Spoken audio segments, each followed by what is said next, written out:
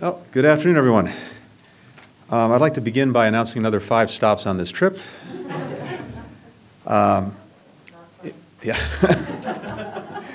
In all seriousness, I am very glad to be back in Algeria. I visited in 2016 when I was the Deputy Secretary, but this is the first trip that I'm making here as Secretary. If you've noticed, over the last weeks, every country in the Maghreb has hosted at least one high-ranking American official, and I think that is a signal, among others, of the importance that we place on these relationships and on the region. Let me just take a moment as I start to recognize our relatively new ambassador here, Elizabeth Aubin, who arrived last month. Ambassador Aubin is very uniquely suited for this role. She previously served as the Deputy Chief of Mission here, and 3 decades of experience in the Foreign Service. She is truly the best of our department. We're grateful to have you here. So over the course of this trip, we have visited Israel, the West Bank, Morocco, now Algeria. And at every stop, we've dealt with critical security issues, urgent regional and global challenges, and a shared desire to create more opportunities for our people. Here in Algeria, the ties between our countries go back a long time, 1795, at a time when most of the world still didn't recognize our then young country. And Hassan Bashadeh, who ruled what was then called the Deylik of Algiers, signed a treaty of peace with our first president, George Washington. Since then, Algerians and Americans have developed our economic, educational, cultural connections. And our countries work closely together on issues that matter to the security and well-being of our people and many others. As I said today to President Tebboune and Foreign Minister Lamamra, Algeria's efforts are critical to improving regional security and stability. That includes its counterterrorism expertise, the humanitarian and security assistance that it provides to neighbors in the Sahel, its demonstrated leadership in finding regional and African-led solutions to challenges. On Libya, Algeria has been a critical voice in international efforts to advance the UN political process and promote Libyan elections as quickly as possible. And as the broker of the Algiers Accords, Algeria continues to play an important role in Mali, where we both support a return to democratic rule. Algeria has also emerged in the region as a leader in preserving cultural heritage sites, which terrorist and organized crime groups have increasingly looted to finance their illicit activities. Last year, we joined Algeria in bringing together government officials, archaeologists, cultural site managers from Algeria, Libya, Tunisia, and Egypt to discuss how to keep these sites secure and successfully prosecute looters of cultural property. On the matter of Western Sahara, the United States supports the work of the UN Personal Envoy of the Secretary General, Staffan de Mistura, in leading the political process under the auspices of the United Nations to promote a peaceful and prosperous future for the people living there. I also reaffirmed to the President and the Foreign Minister the importance of concrete progress on human rights, including freedom of religion for all faiths, freedom of expression, especially political speech. And we talked about ways to build on our robust trade and investment ties.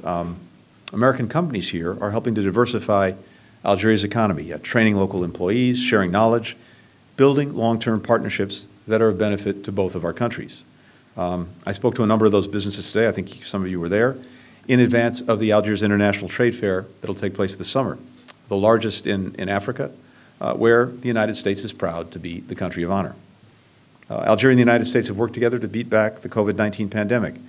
We've donated more than 600,000 vaccine doses to Algeria, as well as a 35-bed state-of-the-art field hospital, and a second donated field hospital will be up and running in the coming months. Likewise, Algeria has been there for its neighbors. When COVID disrupted tourism and other vital trades in Tunisia, Algeria provided critical financial support and donated more than 250,000 vaccine doses. Now, as you all know, I came on here to this region after a trip to Brussels and Poland with President Biden, where we saw the extraordinary unity and determination among allies and partners to stand with the Ukrainian people and bring an end to Russia's unjust and brutal war in Ukraine.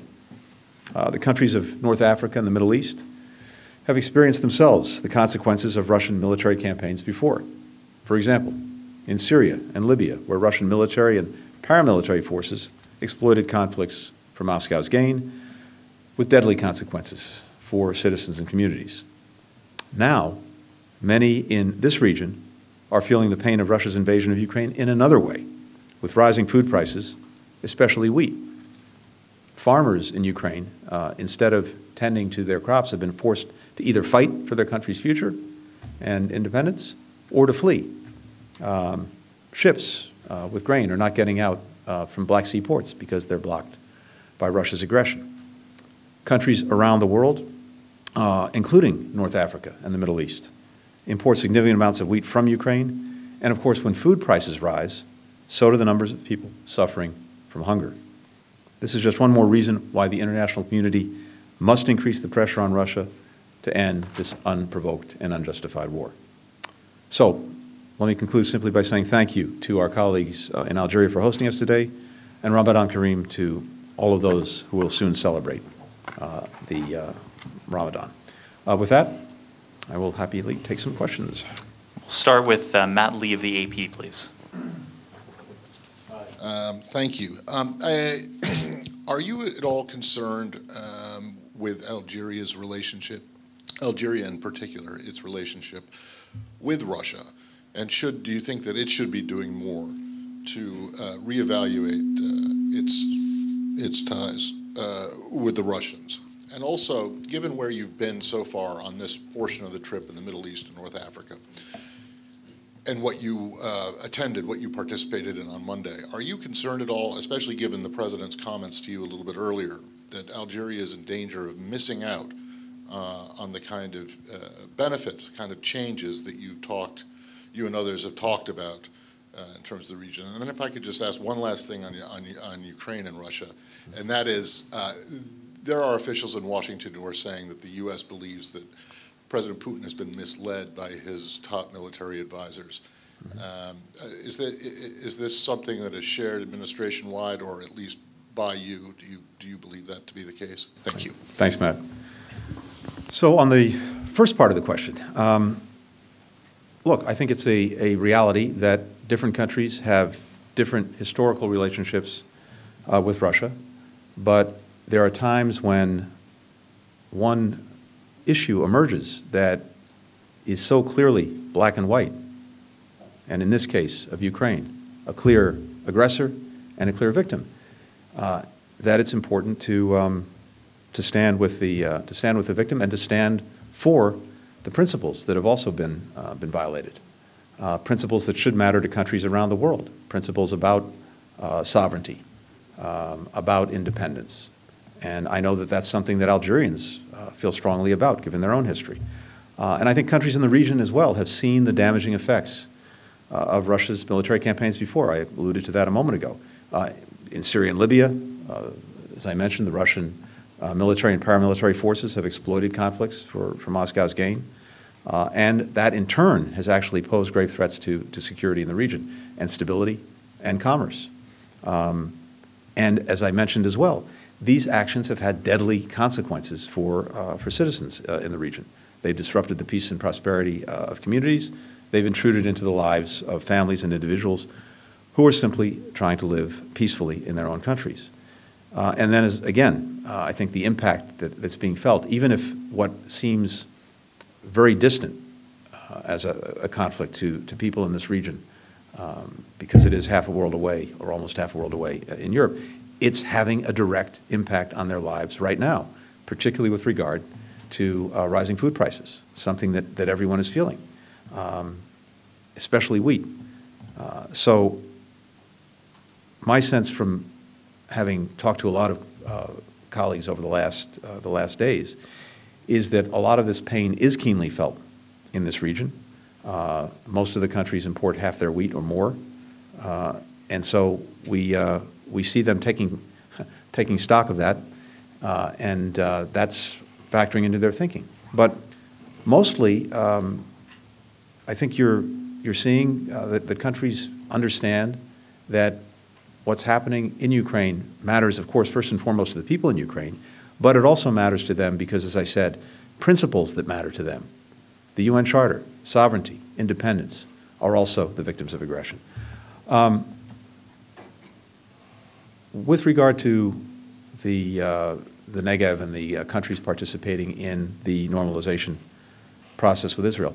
Look, these are decisions for countries to make. They have to decide what's in the best interests of their own people. I think what we're trying to show through the countries that are participating in the Negev process, since we're now giving it that name, is that this is going to have real practical benefits for the people in the countries participating in that effort who have normalized their relations with Israel. And we're seeing that take life in terms of connections that have grown very rapidly between people, between businesses, between students, tourists. All of that, even with COVID, has gone up dramatically. At the same time, what we're doing as governments is looking at how we can work together to make the kinds of investments in infrastructure, in global health, in science, in dealing with climate that are going to have real benefits for people. My bet is that as other countries that are not part of that process see this take shape, they will conclude that this is something they want to be a part of. And that'll happen at different paces for different countries. But, of course, it's on us to demonstrate that it really works and that it produces results. I believe that it will. And finally, with regard to President Putin, look, what I can tell you is this, and I said this before, one of the Achilles heels of autocracies is that you don't have people in those systems who speak truth to power or who have the ability to speak truth to power. And I think that is something that we're seeing in Russia. We'll turn to Abdurrahim Kashur. United States is adopting an advanced position against Russian military operation in Ukraine based on the principle of violence against the international law. But the same thing is happening in Palestine, in Golan, as well as in Western Sahara. But United States didn't show the same fairness, same resolve as that one in Ukraine. And in the same context, is Biden administration still adopting the proclamation of the ex-President Donald Trump recognizing Moroccan sovereignty over the Western Sahara? Thank you very much. When President Biden took office, we and he made two principal commitments in terms of our foreign policy and how we would engage the world. We made a commitment to re-engage with partners and international institutions and organizations, and we made a commitment to lead with diplomacy. And that's what we've done. Part of that means that when the basic rules of diplomacy and the international system that are necessary to try to keep peace and security are being violated, we will stand up with other countries to defend them. And that's what we're doing. That's what we're doing in the case of this aggression. But the centrality of diplomacy to this effort is critical. And so when it comes to Israel and the Palestinians, we have remained very engaged with our diplomacy to try and advance prospects for getting back to a two-state solution, to negotiating that. And in the meantime, doing everything that we can to help the Palestinian people improve their lives. We've committed $500 million in assistance to the Palestinians over the last year. We've re-engaged with UNRWA. And of course, I was just up in Ramallah. And by the way, we were talking about the Negev Summit and the countries participating in that. One of the things that we spent some time talking about is how we could use that grouping of countries to focus on helping Palestinians improve their lives. And we also made clear, and I've certainly made clear, that as committed as we are to supporting normalization and to having more countries join in, that is not a substitute for dealing with the conflict between Israelis and Palestinians, and not a substitute for two states. Similarly, with regard to Western Sahara, we're very focused on diplomacy and on advancing a resolution through diplomacy, including through the efforts of Staffan de Mistura, the envoy from the United Nations. So I think these things are very very consistent. In each case, we are working through diplomacy, working with other countries to uphold the basic principles of the international system. And again, on Morocco, on Western Sahara, we are continuing to support the efforts of the UN. There's been no change in our position otherwise. Peter Martin of Bloomberg. Hi, thank you. Yesterday you met with Crown Prince Mohammed bin Zayed. Did you ask him to increase oil production to help bring down gas prices? And did you offer any specific assurances about the UAE's security? Thanks. Well, first, let me just say we had what I thought was an excellent and lengthy discussion. And we always benefit, and I certainly always benefit, from getting the Crown Prince's perspective.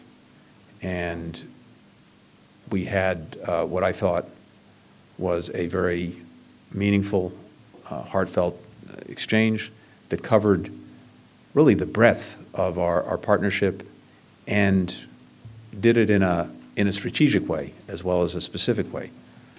One of the things I made very clear to him is the value that we attach to that partnership and that we are a true partner for the UAE. The UAE has been with us around the world, including in Afghanistan, fighting side by side. In fact, the Crown Prince had some of his sons in attendance who had fought with us, and one indeed who was injured.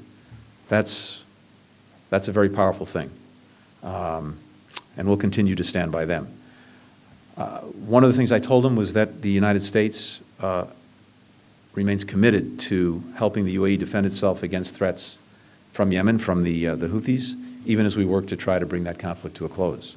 In fact, we have our special envoy, Tim Lenderking, in the region as we speak, and we very much welcome the UAE's support for a truce that could lead to a ceasefire. I also took the opportunity to commend the Crown Prince for his vision, his courage, his leadership in normalizing ties with Israel. And we talked about the opportunities that can bring for all of our people. We had a very constructive discussion as well about the war in Ukraine and the Russian aggression there. We talked about Syria, the status of our talks with Iran on the possible return to the JCPOA, and a number of other things. It was really a lengthy and detailed conversation, as well as one that looked at the relationship from a strategic perspective. So we will continue to be in very close touch with our Emirati partners on all of these issues and more. Our teams are following up on many of the things that we discussed yesterday. As to energy, we believe it's critical that there be abundant supplies of energy on markets now, and that there also be a steady supply. But as it happens, we didn't focus on that issue specifically. We'll take a final question from Amel Blidi, El Watan.